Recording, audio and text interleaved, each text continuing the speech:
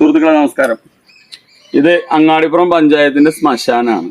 അങ്ങാടിപ്പുറം പഞ്ചായത്തിന്റെ പൊതു ശ്മശാനാണ്. നമുക്ക് ഇനി ഇതൊന്ന് കാണാം.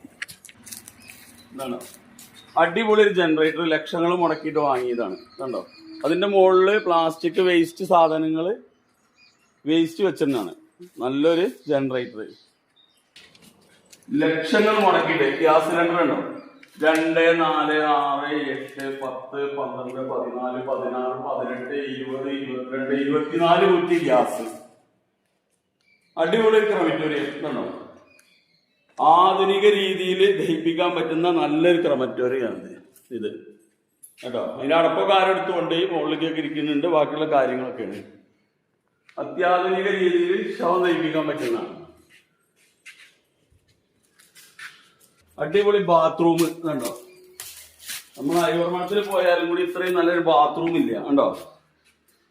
ഡ്രസ് മാറാന്, ജെന്റ്സിന് ഡ്രസ് മാറാനുള്ളത്, ലേഡീസിന് ഡ്രസ് മാറാനുള്ളത്,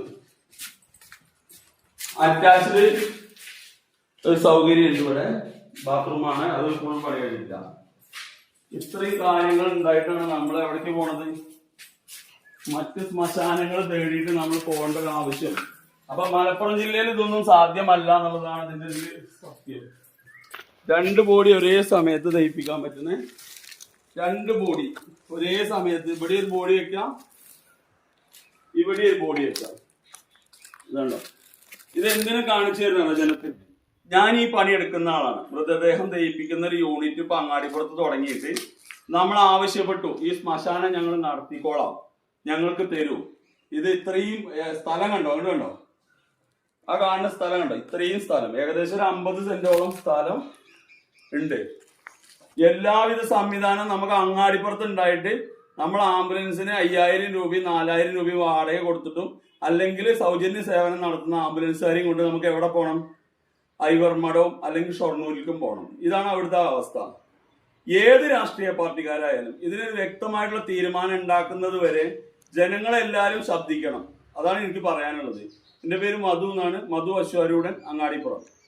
ഇതുപോലുള്ള കാര്യങ്ങൾക്ക് നമ്മൾ പ്രതികരിച്ചിട്ടില്ലെങ്കിൽ, ഇവിടുത്തെ ഈ ഹിന്ദു ആചാരപ്രകാരമാണ് കാര്യമായിട്ട് ഇവിടെ ചെയ്യുന്നത്. മറ്റ് ഇതര സെമിറ്റിക് മതങ്ങൾക്ക്, മുസ്ലിമാണെന്ന് വെച്ച് കഴിഞ്ഞാലും ക്രിസ്ത്യൻ ആണെന്ന് വെച്ചാൽ, ഈ 2 മതവിഭാഗങ്ങൾക്ക് അവരുടേതായിട്ടുള്ള മോസ്കും കാര്യങ്ങളും അവരുടേതായിട്ടുള്ള ശവസംസ്കാര സംവിധാനങ്ങളും ഉണ്ട്. ഹിന്ദുവിന് മാത്രമാണ് ഇതിന് സ്ഥലം ഇല്ലാത്തതുള്ളത്. ആ ഉള്ള ഒരു സ്ഥലമാണ് ഈ കിടക്കുന്നത്. ഇതിന്റെ ഉത്തരവാദി ഇവിടെ ഭരണപക്ഷമായിട്ടുള്ള ഇരു വിഭാഗങ്ങളുമാണ്. 2 രാഷ്ട്രീയ പാർട്ടിക്കാരുമാണ് ഈ സാധനം ഇങ്ങനെ